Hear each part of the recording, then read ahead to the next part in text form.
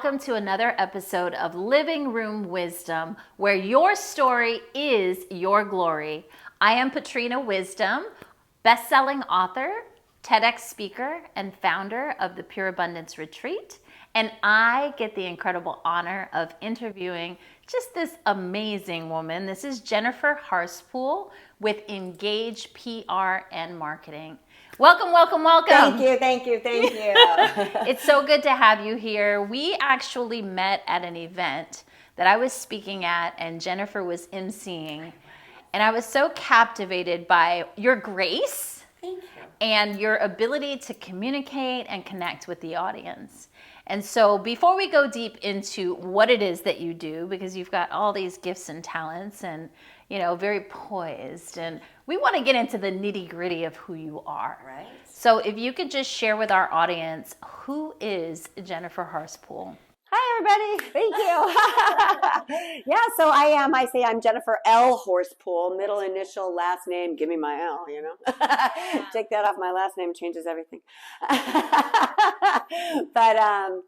So I've been I studied communications, public relations with a minor in health and went exactly into my field. Oh, wow. I've been doing public relations, marketing, messaging, brand experience for over 30 years. I'm only 24 years old. I don't know how that math works. How did that happen? I don't worry about the math. You know, those are other people's details. I do words. Yeah. And so, I've been able to turn brands around. I've turned brands around from old and stodgy or just kind of needed like a fresh life, you know, and I've turned that into go-to experts. And I've taken brands that were unknown, brands that were unliked, and then turned them all the way around into the go-to experts of their industry. And it's just been a really fascinating career. I've had the opportunity to grow brands from $0 to multi-million dollars, one that hit $1 billion in less than 3 years. How would you like that, right?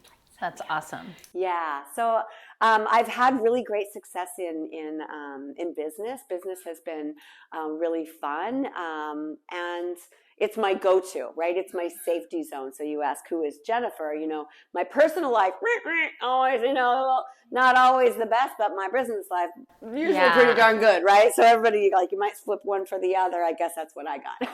It's your default. Right. It's my go-to. It's my safety zone. It's my go-to. It's what I know. Plus, getting to build up someone else's brand is so fun for me. You know, like I always say, I'm number one at being number two. 2 is my number, right? 2 is my number. I was born August 2nd. I'm the second born in my family. I'm the second born on my birthday in my family. My cousin is 5.5 hours older than I am. Same doctor, same hospital, same everything. And then my volleyball number was 2. My soccer number was 2. And I went into public relations. And so I figure like public relations really is about, you know, right behind the scenes of putting somebody else up front and center.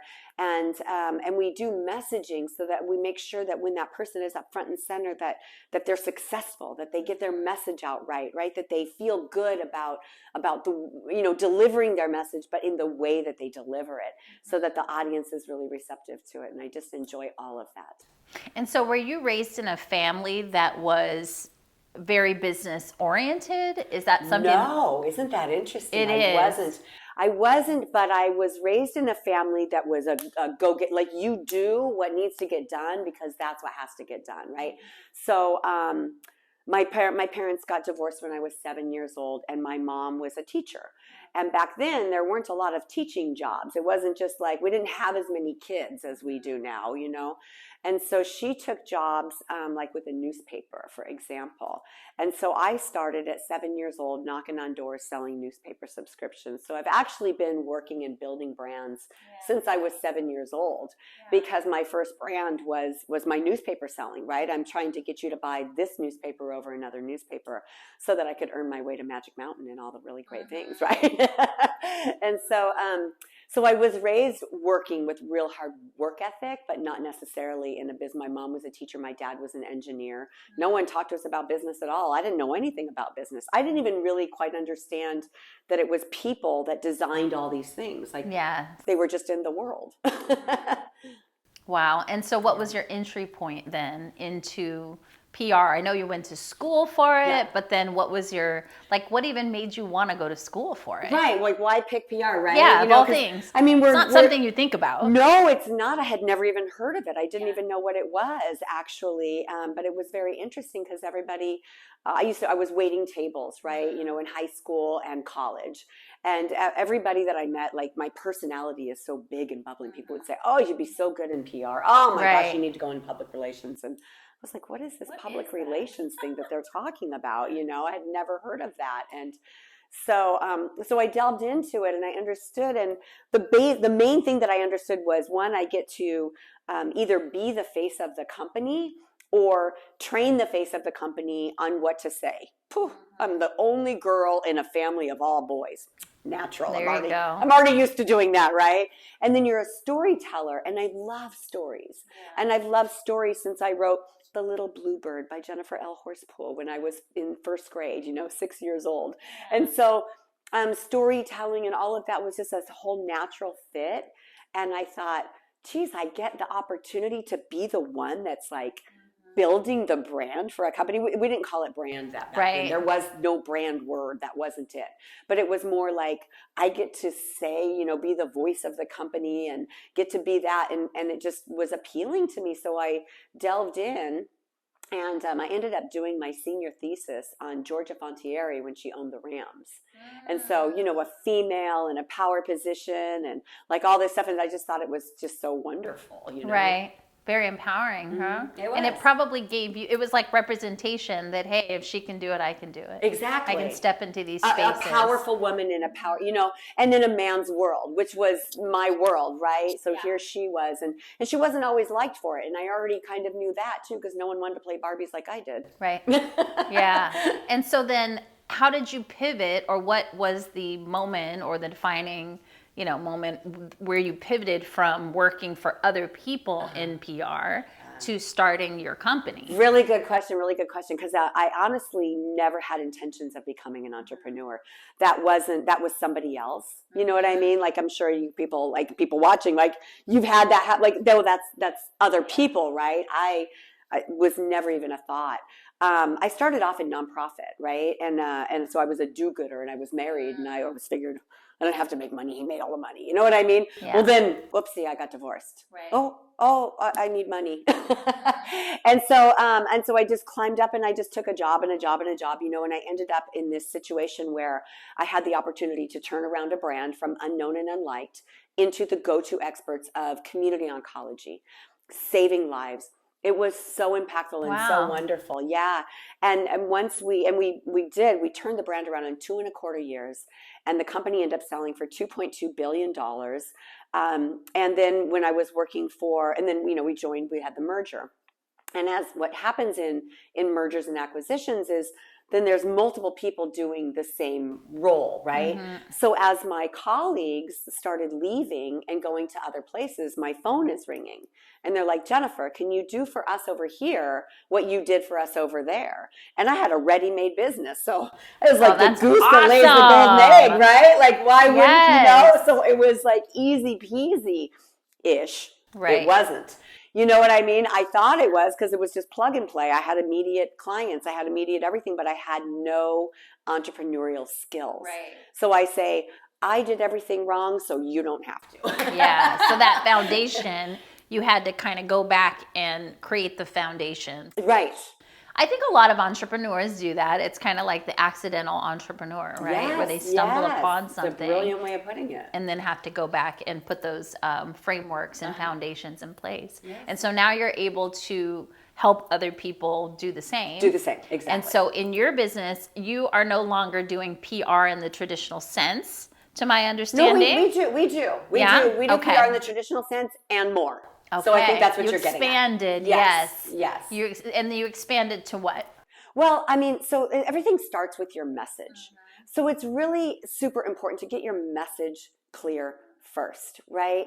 And then when we're building your brand, I mean, we're going in the media, right? So that's the traditional PR. So right. we Being very on carpets much, and things. yeah, we very much do that. We get you on stages and we get you doing events, but it's really, where we take it further is we talk about brand experience. What is the experience that people are having with your brand?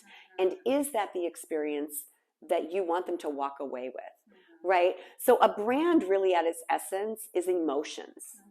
And emotions are feedback, right? So everything that people are walking away with, you don't get to determine your brand. People are like, this is my brand, I said it, and that's what it is. Well, that's your intention of what it is.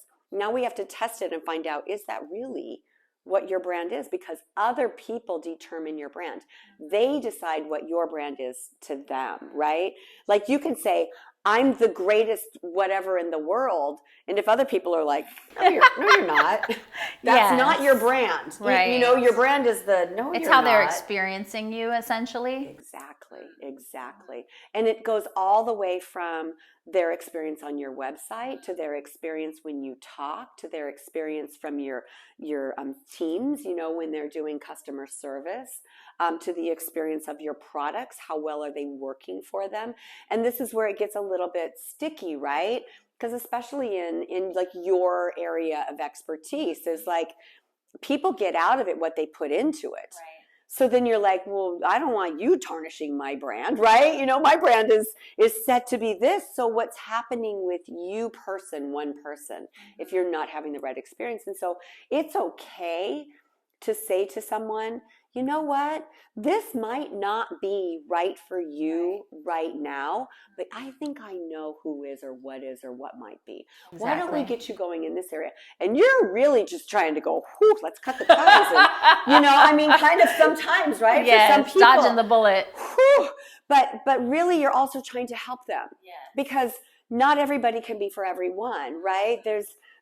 God made us all so different on purpose. Sure. so that we can find our own. And if something's not working for you, it doesn't mean that their program or their retreat or their whatever it is isn't good. It just means it's not right for you. Right. Or it's not right for you right now. Mm-hmm. And that right now part of owning your life as well as you for your business, and understanding when you have a good client and when you have a client that you might need to replace. Yes. Right? And by replace, I don't mean replace with someone else. I mean replace somewhere else for them.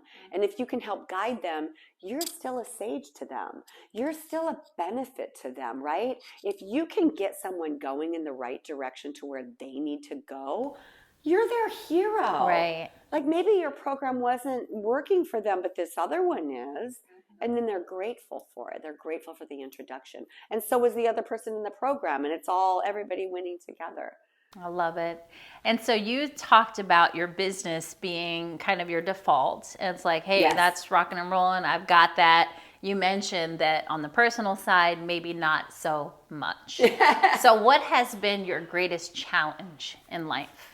So super interesting. Love has been my greatest challenge. And in 2011, 12, 13, I was top of my game, man. I was living life. I'm living literally on the sand. The dolphins are swimming in front of my house. I got the sea lions all night long. I got the waves crashing. I got the little sports car. I'm revered in my company. Like life is grand, right? And the only thing missing was love. And I had also purposely built my brand as a human to be, if you can help someone, you help them, mm-hmm, right? And that brand is actually what took me down, because what I didn't have were boundaries to protect myself. What I didn't understand was at what cost do I stop eventually giving instead of receiving. So I was so in my finding love, I actually found love in the boy that I had, the very first boy I ever had a crush on. A real, like, I was 4 years old and this boy was in my neighborhood, and oh my goodness, when I saw him I was like, oh, yeah, stop the world, right?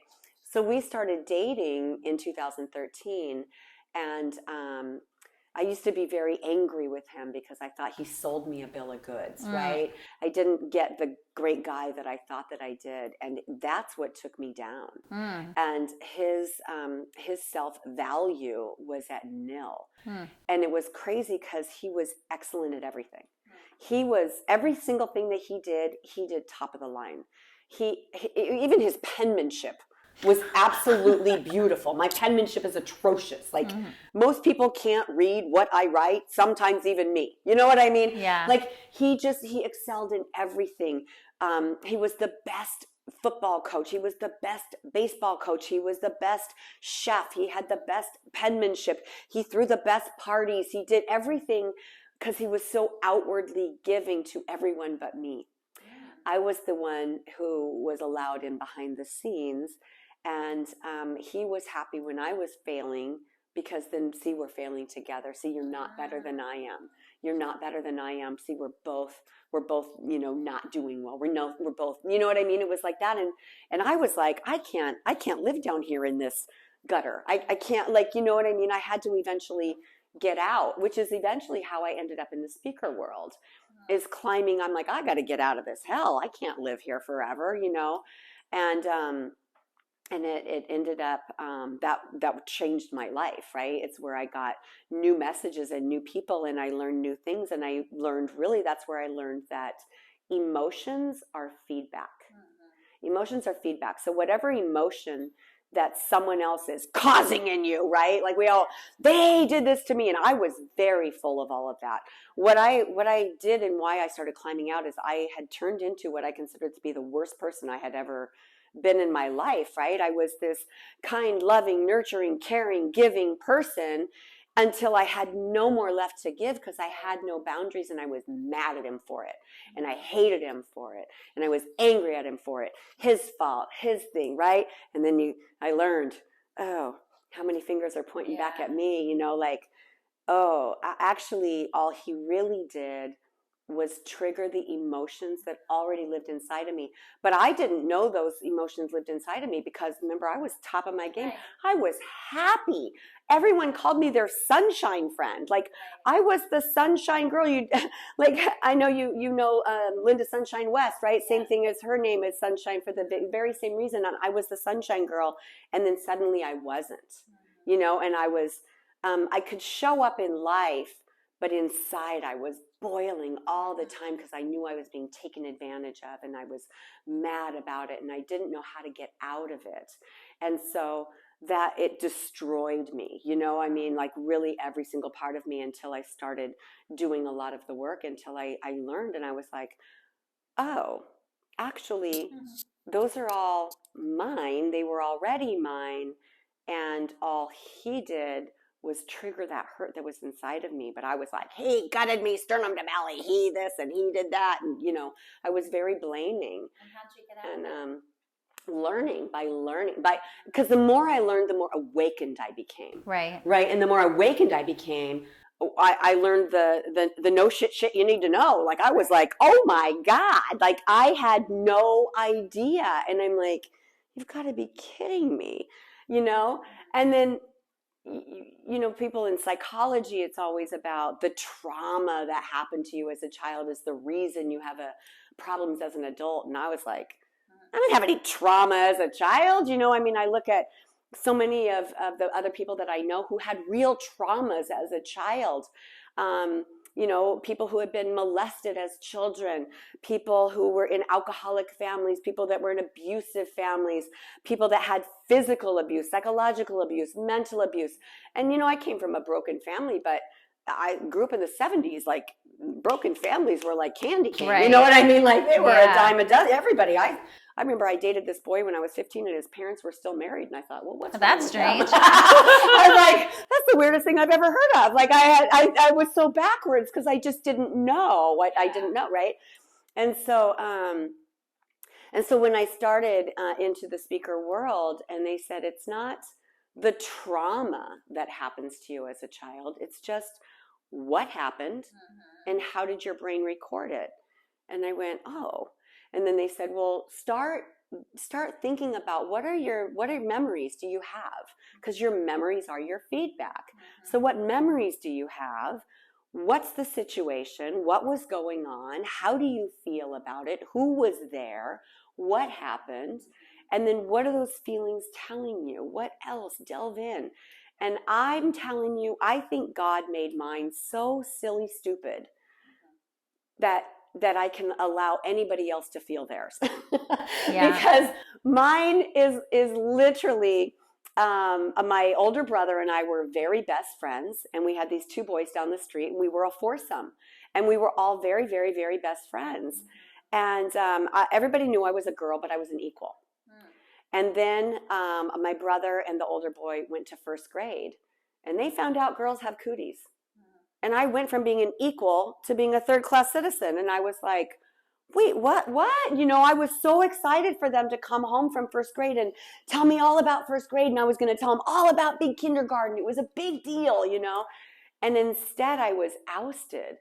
And it never fixed because my feelings were so hurt. You know, my best friends, I went from having a group and a clan and somewhere to belong to being ousted. And there were no other girls in my family. I didn't have anywhere else to go, you know, to feel good about myself. And then as you continue growing, you know, you don't want to hit like a girl, throw like a girl, run like a girl. You don't want to do anything like a girl. And I was like, why? But I am a girl. I have value, you know. I mean, I was like, well, then meanwhile, my parents got divorced. Those boys moved away. Nothing ever fixed. And then I went from being the girl in kindergarten and first grade that was chased by the boys to in second grade, Lisa moved to town. And Lisa was super cute. And Lisa and I made friends right away. And so when the boys all came to chase me like they did every year, they saw Lisa chasing after Lisa. I was old school. I was old hat. And it made perfect sense to me by then because I had already learned men love you and they leave you. You're the thing and then you're not. Get your loving in early because it's going to end and they're going to go away. Just like my dad. So that's went the away. pattern that you've then taken whole into. Life. Yeah.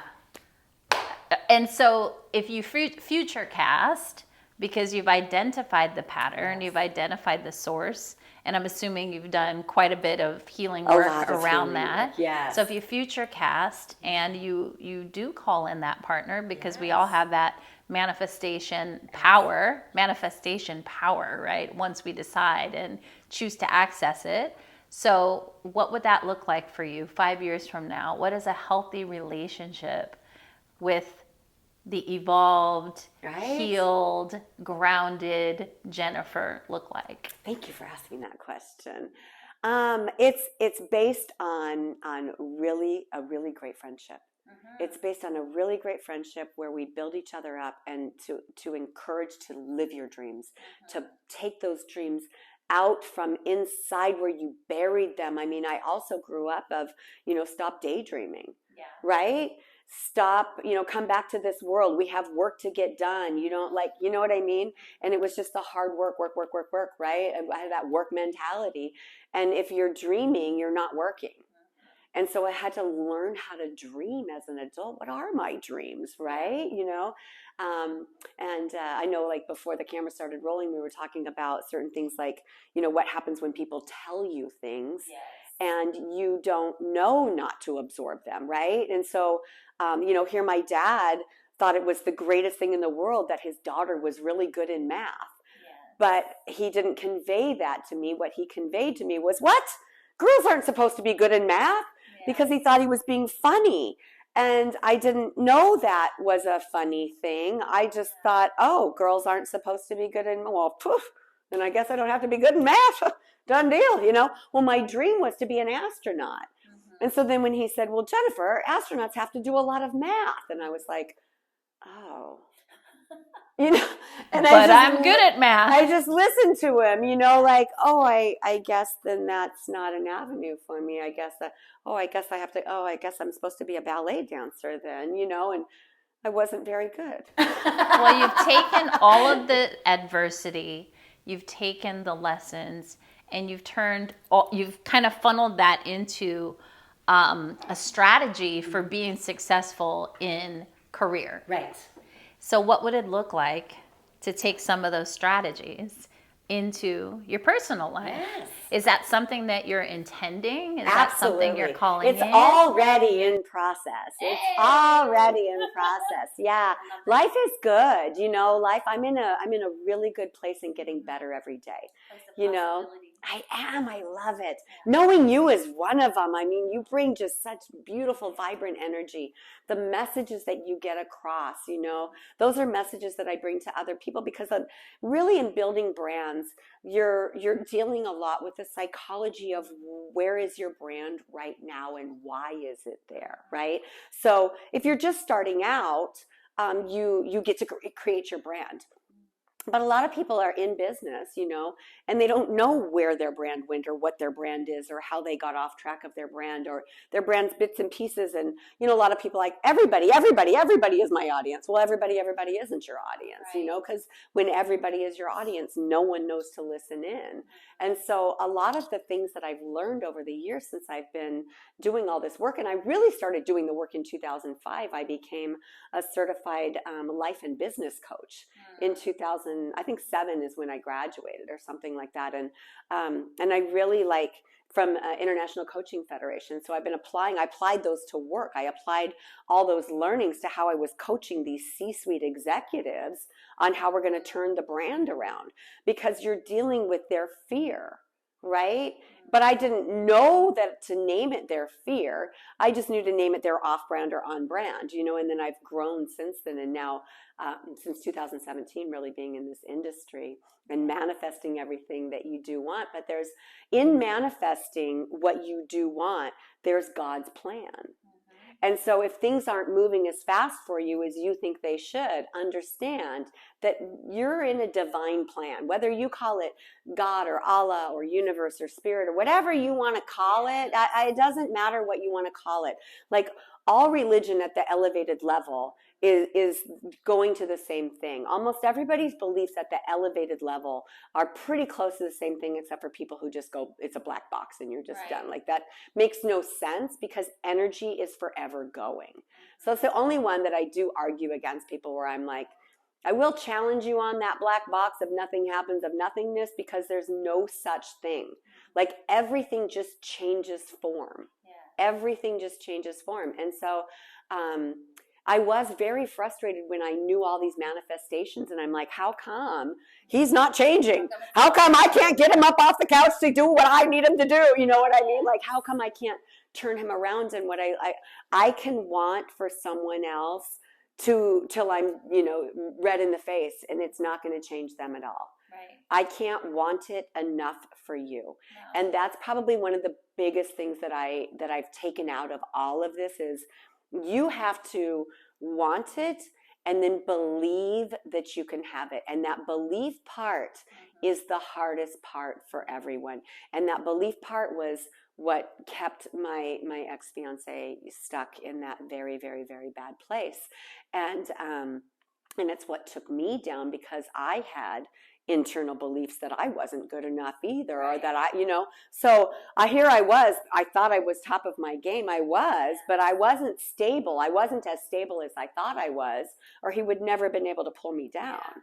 Right? So it all goes in the same. And so then manifesting my next part, I'm all the time working on it, because you stay laser focused, right? Where you focus, energy grows. And so I know where I want. I have my North Star. I know where I'm headed. I know what I'm creating, and all of it is going to come together in divine time. And I'm loving the ride along the way. I'm loving all the moment, and I no longer hate my ex. You know what I mean? I don't have that energy. It's not charged anymore, where I was full of piss and vinegar. You know what I mean? It was terrible. I went from this positive person, the sunshine girl, to not so much, you know? And so how do you turn all that around? And you've recaptured and reclaimed her. Yes. Yeah. Yes, and it's wonderful. So from that space, you can't help but, well, I think there's also a clarity piece, right? Of who am I now, and what is a fit for me now? Because what worked for us in previous relationships, or what may have worked, would not necessarily work now. So it's really a conversation and a clarity around who you are and what you truly need, so that you're not overgiving, you're right, and you don't fall into those same traps. Yeah, and learning the boundaries. I do want to come up with another word besides boundaries. I feel like it's so overused, and everybody's using it. It's like there's another way to say it that I think is going to resonate with some other people. And so because I'm in messaging, right? I'm always in messaging. It's coming. Yeah, it's coming. I did some brainstorm the other day, like literally things just kind of download from me, and I write and write and write and write, and then I read it all later, and some of it's brilliant and some of it's doesn't make sense yet. Right. That's all. That's it doesn't exactly, make sense yet. That's exactly. Well, this has been amazing. Thank you so much for sharing your journey, sharing your work, sharing a little of the relationship journey. And I'm really excited for everyone out there to take some nuggets on their brand voice and how they're putting themselves out there. But also, there's always such a connection between our careers and our life. Oh, 100%, absolutely. And what's working in one area can be pulled into other areas, right? So just looking at that, having that awareness, and really getting clear on what needs to be tweaked. So whether it's your business, whether it's your personal life, whatever it is, take this episode, re-listen, pull those nuggets out for what applies to you, and then join us again next week for Living Room Wisdom, where your story is your glory. Subscribe, follow us on YouTube, LinkedIn. Did I say LinkedIn? Instagram, Facebook, all the socials, and we'll see you next week. Take care.